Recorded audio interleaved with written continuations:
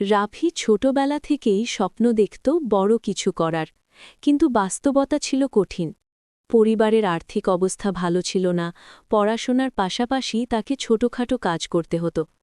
একদিন পরীক্ষার রেজাল্ট বের হল, সে ফেল করেছে।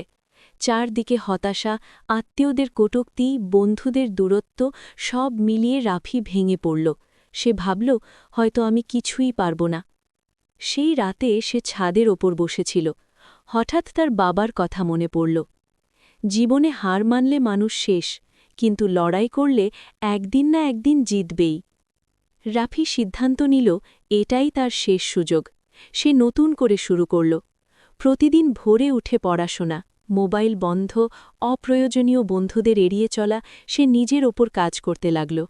প্রথম দিকে খুব কঠিন ছিল, অনেকবার হাল ছাড়তে ইচ্ছে হয়েছে, কিন্তু সে নিজেকে বলত, আর একদিন চেষ্টা করি, শুধু আজকেই।